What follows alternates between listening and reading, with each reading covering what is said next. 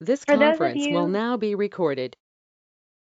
For those of you who are wondering if you missed the email on Friday with our resource documents and our Friday's recording, you did not. You did not miss it.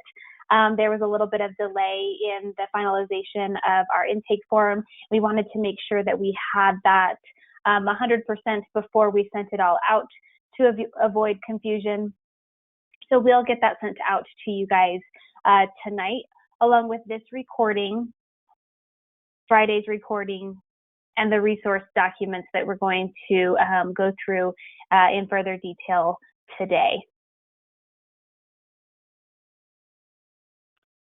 So to get going with our content today, we are going to review our patient intake workflow. As you might recall from Friday, we have our patient intake form here. It starts here in the patient waiting room. On Friday, we went through the pharmacy information and we recorded the HPI. We also recorded the vitals for our patient. Today, we are going to go through the allergies, the medications, the medical history, the family history, social history, and past surgical history, as well as our flu shot record. Tomorrow, as I indicated before, we're going to learn about our review of systems and then take our process all the way through our ready for provider. We will learn how to order x-rays in our first training session for assessment and plan, which will be on Friday. And so plan on that, but we will take us through the review of systems tomorrow. Taking this document and reviewing that in our patient intake form. Again, our patient intake form follows the process of our workflow. And as you can see here, we have started with our pharmacy information that we reviewed on Friday. And then we did our reason for visit. And if you've been playing in the system and you've been working on your test patient, you'll notice that the questions that we ask here on the intake form are the specific questions and answers that we record in our HPI, creating that dynamic HPI in our patient chart. And so moving to page 2, that's where we are today. We're going to start with our allergies. We're going to move to our medications. We'll review our problem list. And on to page 3, our family history and our past surgical history is what we will be reviewing today. So let's jump in. As you might remember, on Friday, we pinned our shortcut to the Allscripts cloud onto our taskbar. So we're going to click that. It will launch our cloud login. We'll log into that, click on our mountain folder, and then we'll launch our clinical module and get signed in.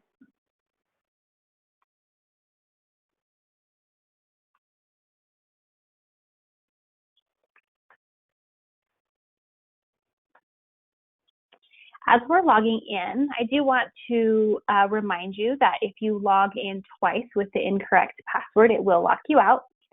So make sure that if you log in more than once and it tells you that it doesn't find you, reach out to your practice manager and have them reactivate your account so that you can get logged in.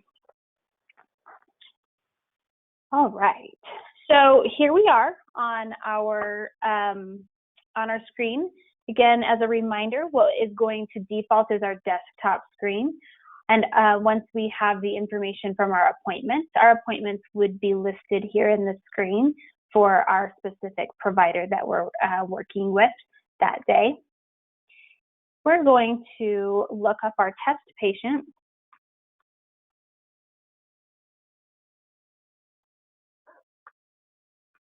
I'm going to make sure that our search training patient box is clicked and hit search. Our test patient will come up and we will double click on that so that we can launch this patient's chart. Here on the encounter selection screen, you'll see that we have our visit from Friday that's in here, and then we'll have the option of a new encounter. For today, we're going to choose the encounter from Friday so that we can add to the information that we've already entered so that we can see what it looks like when we put all the information together and what our document, our chart document will look like at the end. If this was a patient that was coming into the office for an encounter today, then I would choose new encounter. This 4-3 visit would indicate to me that I had an encounter that was still open that I needed to sign off on or close out so that it would fall off of my open encounters list on the right column. So today, again, we're going to choose, because I want to add to what we did on Friday, I'm going to open our Friday's encounter by double clicking it. Here we have our face sheet that it defaults to. You'll see in our face sheet, our medical history on the left column here is blank, and our medications in this middle right column is also blank. As we add information today and we work through our workflow, you'll see that those are going to populate. So the next time we come into our chart, we'll have information to refer to. Another place that we'll be able to identify some information is up here in our patient banner. We'll see that our allergies currently say none documented, but we're going to, once we add the patient's allergy list, and then we'll have some allergies to reference to here in the patient banner right there. So, as you recall, on Friday, we did our reason for visit. We did our vitals. And now, according to our workflow, our next step is doing our histories. Our history column has, when we launch this, we have our histories, and then we have all of those subcategories under our history that we're going to document. The easiest way is to start at the top and go all the way down the line. That's the same way that we're going to see it on our patient intake form as well. So it's the easiest way to follow the workflow. So click on allergy. We're going to go to shortlist. The shortlists have been created to follow the workflow, like I said. If you want to move that to my shortlist so that you can have it under your shortlist, you would click the shortlist, add to my shortlist, and then when you go to my shortlist, then you'll see the same information that we have built. That is the same workflow that you can follow through all of these items here in our history subcategories. For our allergies, it's important that we document either allergies that the patient reports, or that we choose a known allergy or known drug allergy option. All of these requirements are for our MIPS reporting, and so we want to make sure that if the patient doesn't report anything, that we identify that either known allergies or known drug allergies, as it indicates on our intake form, are selected, so that we get our points for that. Metal, latex, and iodine have been called out specifically for the patient's allergies here. And so as they are on our intake form, so we would call those out. If the patient were to record any additional allergies, we could look at those by this pre-populated list under medications for common medication allergies.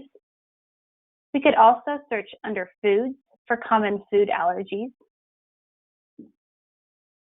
We have a list of contactants. And then we also have our environmental allergies that a patient might report to us. If we have an allergy here that's not reported by the patient, however, it's reported by the patient, however, it's not listed in one of our drop-down menus, we could easily add that by going to this search menu 2 tabs down from the My Short List and click on Search. Here in the source, we want to make sure that we have our correct subcategory chosen to source from. We have our allergy drug list. We have drug classes, and then we have common allergens. If we wanted to search something, we could search it. If it didn't come up, we could go to our common allergies and search it.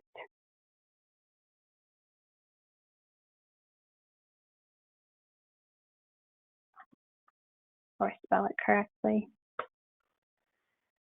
You'll see here that we have our penicillin listed. It didn't come up because I didn't spell it correctly, so shame on me. But we can choose our allergy, double click on it, and then it will fall to the bottom.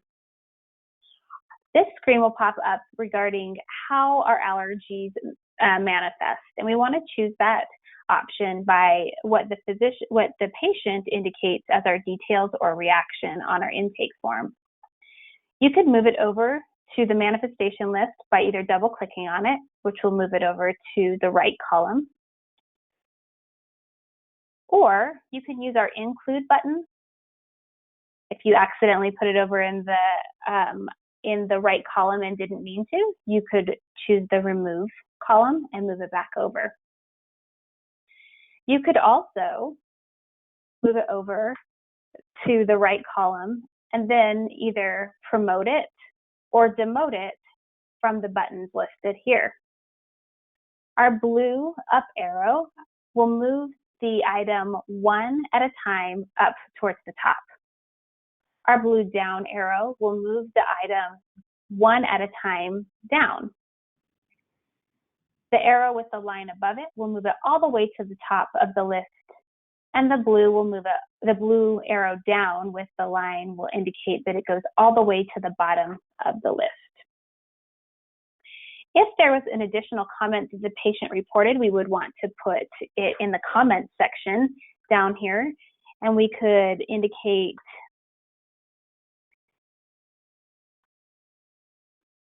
whatever additional information they shared with us.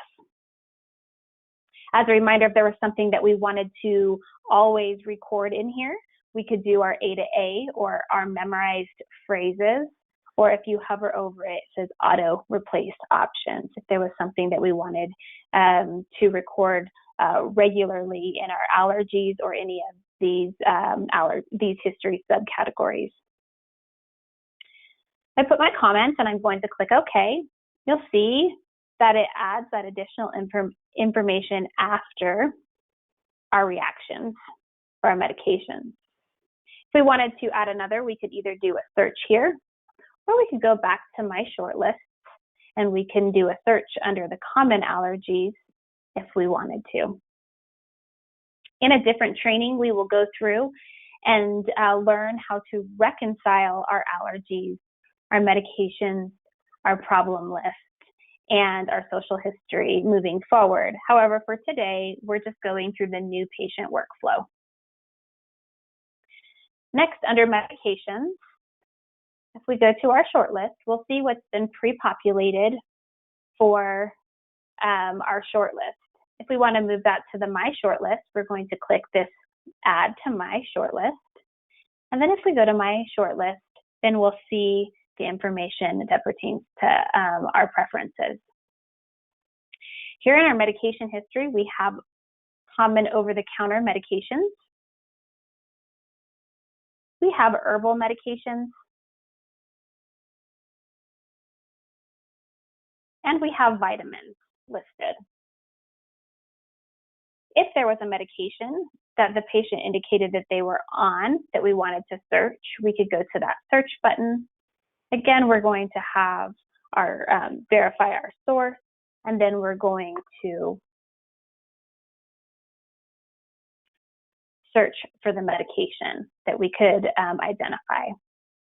A great enhancement that we get to take advantage of in Allscripts is that we are going to have an interface with SureScripts that manages and watches all of the medications that are filled by a pharmacy for a patient nationwide. So when this feature is turned on at our go live, we'll be able to click a button and be able to pull the patient's medication history directly from a national database into our system. This will help relieve some of those long 3-page lists that our patient brings in with medications spelled incorrectly or dosages that we're unsure of. It would also help us reconcile some of the conflicting information that we sometimes get from patients and get the information straight from the source from Allscripts and get that medication history. So that will be a great value add to our OCC workflow. After medications, we're going to go to our problem list. And our problem list and past medical history will be listed here. If we go to our short list, again, we can add this to add to my short list, and it will fall under the My Short List tabs. The information that we have here is specific problem lists and past medical histories that we're asking the patient for on our intake form. It's in the same alphabetical order that we have on our intake form, with the idea that it would be easy for us to double click on it and add it to our problem list. If we were to add to it, we could also add additional comments if the patient has anything listed, or if they've put anything of interest for us to put into our chart note. I should make a note that and let you know that anything that you put in the comment screen will go into the patient's chart. So we want to make sure that we're very conscientious of the information that we're putting into our comments. So here in our problem list, if there's something that we have that the patient identifies in the other category under our problem list, we can go into search, make sure that our source indicates medical history, and then we would identify what that problem might be, and then we could add it to the patient's chart here. If we identified something from the patient's problem list that we didn't feel was necessary to include in our notes, or we didn't identify that list to be something that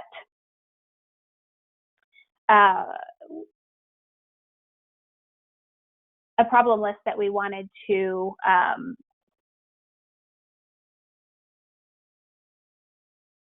bear with me, I'm sorry.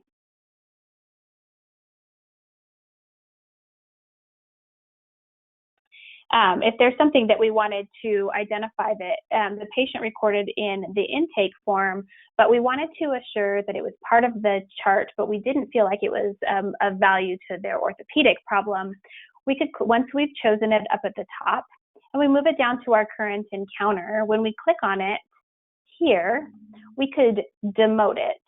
And once we demote that problem, you'll see that it goes under our Histories tab, under Other Past History. You'll see that it's listed here. It's still part of the chart, but it's not represented as orthopedic specific. If we decided that we wanted to move that back up to our problem list, we could again click on it, promote it, and move it up to the top. Again, if we wanted to move it down to an other past history, we would click on the problem down here on our current encounter and demote it, and it would move it down. Moving on to our family history, if we go to our short list, again, we can move this over to add to my short list so that it's part of our list. And this follows the same workflow that we have identified in our intake form. These are the items that our EHR committee physicians have identified are of value to us that we want to make sure that we capture from our patients. We are asking only for father, mother, and sibling family history. However, if a patient identifies additional family history that they feel like is of value or of note, we can report that as well. If we find that the patient has identified the family history as being relevant to them, we're going to choose the item. Our history screen pops up, and we're going to identify who that is, double click it, and move it over to the right column. If we chose the wrong one, again, we could use our remove button, and we can use our include button to move it over. In our intake form under family history, we've identified that if it's relevant to a family history that a patient marks it by an X. And we've asked that if the patient's family member has passed due to this condition, that they mark it with a P. If a patient identifies that they have a family member who has passed due to one of the conditions that we've listed on our intake, we do want to record that here in our comment section. And then we can click OK. And you'll see that it came down to our current encounters under our family history. It indicates that the patient's mother has passed from this condition.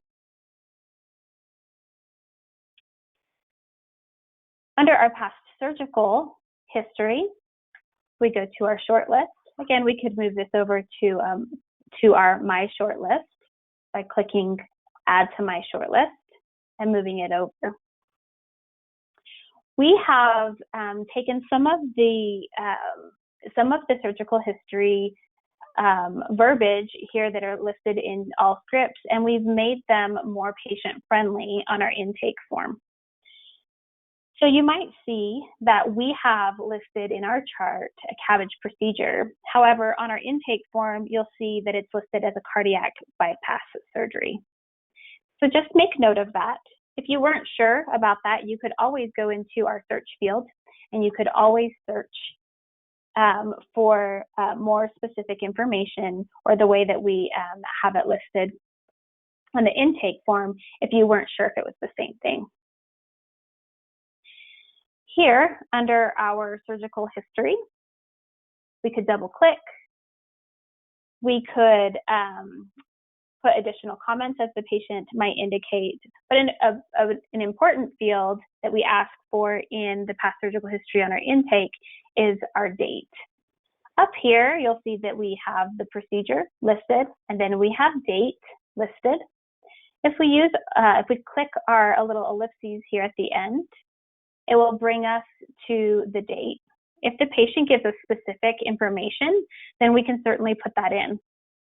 We've only asked for the year from the patient on our intake form, so we could specify the year, or if the patient gave us month and year, we could specify the month and year. Then we want to click OK, and then OK again. And you'll see here that we put our past surgical history and the year. Sure. Your provider might have a preference of putting this information in by relevance. And so you might see that the patient has an orthopedic problem that we might want to promote to the top. We might want to put the older procedures down at the bottom. And that's a great thing to have a conversation with your provider to see how they want that to look. The order that we see it here in our current encounter screen is going to be the same order that we see that on our patient note. So we want to make sure that we are thoughtful in the order that presents. Under our social history, we are recording the patient's drug and alcohol abuse. We also want to make sure that we capture the information of whether they're a smoker or not so that we can meet the requirements for smoking cessation under MIPS. If the patient is a non-smoker or a never smoker, we can choose the non-smoker or no tobacco use option. If the patient has indicated that they are a tobacco user, we could double click on it and we can choose whether the patient is an everyday user, a light occasional user, or a heavy user. If the patient gave us additional information, we could identify it here in the comments section and then click OK. And this information will be identified in the patient's chart. We'll get more into how the social history combines with our MIPS reporting during our MIPS training. We have identified marijuana use, whether that's recreational or medicinal. We want to make sure that we report that. If we've put something in the patient's chart that we've identified might be incorrect, or we accidentally clicked on something, down here at the bottom of the encounter screen, if we click on the item and then we click this X button, it will ask us if we want to delete it, and then we can remove it.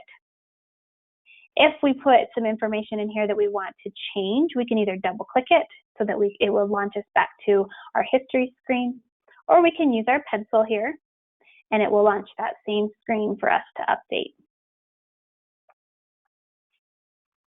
If there was something that was listed here that we wanted to search, we could also go into the search function here and we could make a search for it and then add it by double clicking on that search and moving it to a current encounter. Under health maintenance, we go to our short list. We are going to record our flu and pneumonia vaccines for patients. This is not an item that's listed on our intake form, but it is a MIPS requirement that we want to ask the patient verbally once a year. So if we choose our flu vaccine, we're going to go to that date, choose our ellipses. The MIPS criteria does require that we record the month and the year for the flu vaccine. So we're going to choose the month and the year and then click OK and choose OK. And that will give us our MIPS requirement. That is our history workflow. Just a reminder that this is the workflow for a new patient. We have gone through it very slow. And so as we learn muscle memory and we learn our intake form and we use that to our best of abilities, our workflow will go much faster. And so part of it is just repetition. I encourage you to get into your test patient and learn it. And again, more repetition is going to get you more familiar with the workflow, which will help you in when we're actually seeing patients under our system live. Like I said before, if we go to our face sheet, now that we've put information in, you'll see that our medical history is now populated. So that's it for today. Tomorrow we're going to go over our review of systems, so tune in for that. The same review of system information will be presented at our 8 o'clock and our 3 o'clock. I am going to answer some questions on our chat.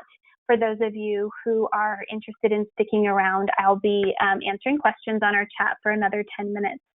Thank you guys for your time. I hope you had a great Monday, and I'll see you tomorrow.